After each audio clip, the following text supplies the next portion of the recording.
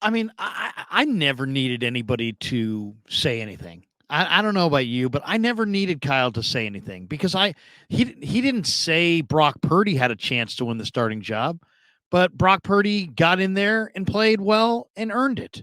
So it's like to me, it's understood. NFL football is meritocracy. It is a meritocracy. It is a performance based deal. If Trey goes in there and throws 15 touchdown passes, no picks, and they route everybody by 40 points, he ain't coming out. Yeah. He's not coming out. No matter what Brock did last year, he's not coming out. Now, if he plays, I mean, and that's obviously, that might, some people would say, well, come on, Krug, that's pie in the sky. You've set up a pie in the sky scenario. Okay, fine. But if he plays pretty good, then there's going to be some debate. If he plays poorly, then it's going to be like, Brock, get back in there. Or maybe Sam Darnold. Maybe we're going to see Sam Darnold. So I just I've never really feared about like, oh, Trey's not going to. There's a lot of people, and I can tell by the urgency in their voice that they're really panicked by this. Trey's not going to get an opportunity. Sam Darnold is sitting courtside with George Kittle and uh, you know, Christian McCaffrey. Trey's on the outs. Brock's on the in. That's You don't earn the starting job sitting courtside at an NBA game. All right, you don't. You don't. So all that is just a bunch of garbage. I understand the optics, right? It looks like, oh, Brock's on the or Trey's on, or Darnold's on the in and Trey's maybe on the out, and but none of that really matters. It really doesn't matter. All that matters is, do you lead your team? Does your team score points? Do you win games and produce points? If you win games and produce points, you're going to play. And if you don't win games and you don't produce points, I don't care if you bought everybody, you paid for everybody's season tickets to the Warriors. It doesn't matter. It won't matter. So I've never really feared this, like, Trey's never going to be given an opportunity again. No. Come on, man. Everybody in camp is competing. Everybody. They're all competing.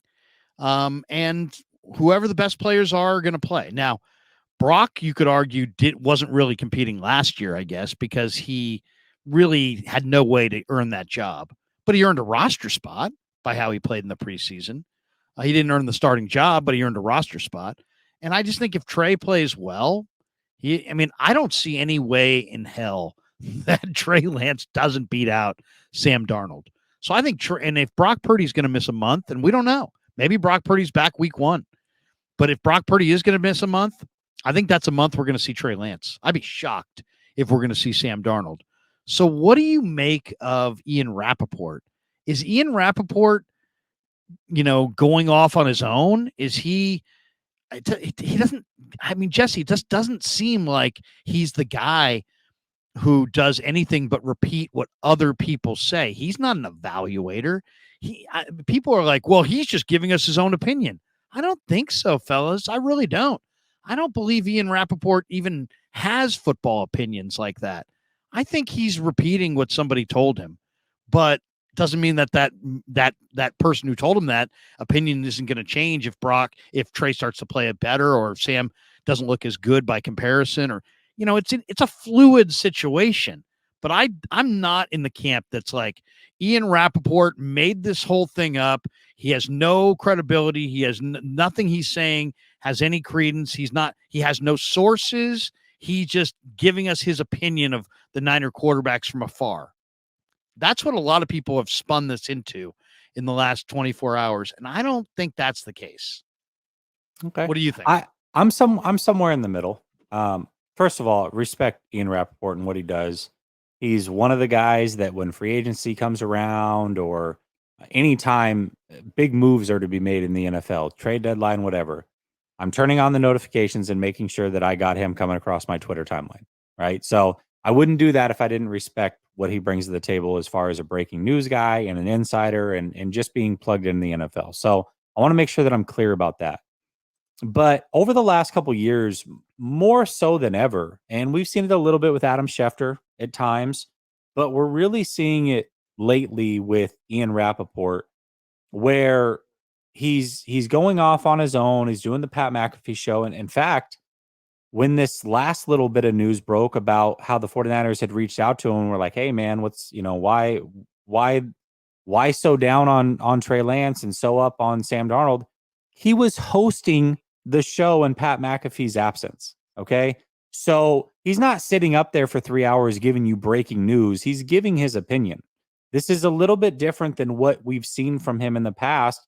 And that's totally fine. I have zero issue. I don't want to put somebody in a box and say, hey, you can only be the breaking news guy. But what I think happened here with Ian Rappaport is he definitely knew that the 49ers had taken calls about Trey Lance. And he took that factual information that we were able to cross-reference that. Lynch talked about it as well. He took that factual information with other factual information about Sam Darnold being signed day one and the way that they talk about Sam Darnold. And he took some of those facts and then he turned it into an opinion based off of the facts, much like you or I would do. And he mixed those opinions and sandwiched them around some of the facts and wasn't really clear about, hey, this is my opinion or this is fact or am I breaking news? We just assume that, oh, it's Ian Rappaport. He's an insider. He's got the goods and whatever he talks about can't solely be an opinion.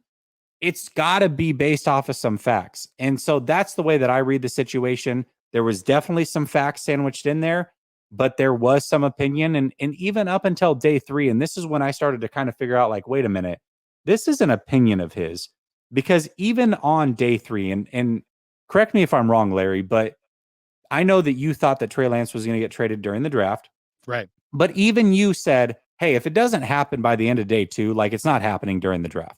Am I right about that? Well, no, the only thing I thought we might see on day 3 would be like if like a team like the Commanders said, we'll give you Montez Sweat and a 5th or round Jamar pick. Chase or so. Okay. Yeah, or not Chase Young.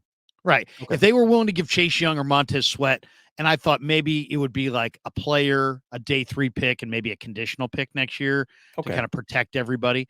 I thought there was a chance. But once the draft came and went, and really, I'll say this, once Houston and Tennessee, 2 teams that both knew Trey from their time in San Francisco, once they both passed and went in different directions and still filled their quarterback need, I think at that point, I didn't really think Trey would get moved. I mean, and at this point, the only teams I see as even viable would be like Minnesota, if they really love Trey and the hometown story, and he's from Marshall, and because it'd be very popular. It'd be a very popular move there, and maybe Washington if they don't like the kid from Carolina, who's what's his name again? I always forget his name. Sam Howell. Sam Howell, yeah. Yeah, so if Washington didn't like Sam Howell, I could see them having, and obviously Martin Mayhew is the GM there, so there's a connection to Trey, and then Minnesota.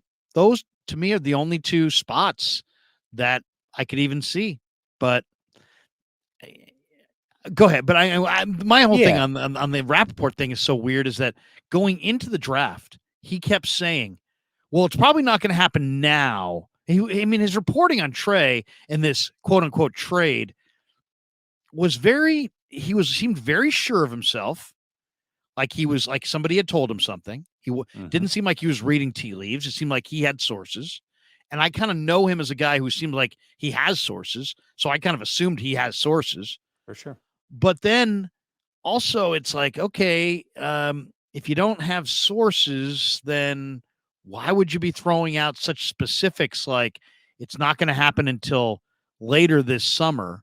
And then even today, when I heard Rich Eisen talking about it on his show, he's like, well, if Trey Lance is going to get traded, it's going to be at the cut down. So now, it's like, I don't know. I don't know what to think, Jesse. I'm not sure where. I know there's a lot of Niner fans who are like, oh, thank God he's here. He's not going to be traded. But I don't know that I would necessarily bank on that. But I at the same time, if he plays really well, why the hell would they trade him? Why would you trade Trey Lance if he plays well? And if No. he plays poorly, who's really going to want him? So I don't know. I'm not sure where this goes. I really don't. Yeah, I think, the overarching point was that, even up i- through day 3, and it's like, it's coming, it's coming, it's coming. He's gonna, I still think he's gonna get traded. And then it was like, well, now I'm gonna go. So I really think, like I said, I'm not trying to take credibility away from him. Obviously, he has connections in the league. I don't know whether or not he has connections with the 49ers or not. That's really beside the point. There is a lot of information out there, and I can understand why somebody would read things and think that there was a possibility that he was going to get moved on draft or during the draft and come up with that thought process. I really can. But I just think in this scenario, he wasn't much different than you or I. You were able to come up with the same exact thought process, Larry. And I'm not here to say if you have sources or not, or what you heard and didn't, but you came up with the same thought process he did. It's not that far-fetched to think that, yeah, he took some facts that he knew that we all ended up finding out about and turned that into an assumption that he would be traded, and he wasn't. And it was nothing more than that. That's kind of where I'm at with the Ian Rappaport thing on this situation. No Flav says, hi, Larry. For dinner, Flav had boiled chicken breast with white rice, a glass of milk, and vanilla ice cream for dessert. Oh, my goodness. My goodness. The most basic dinner ever. All right. Where do you think the 49ers are now with this? Do you think Brock's going to be back? People are saying we don't know, right? Well, we're not going to know for a month or so until we get an update.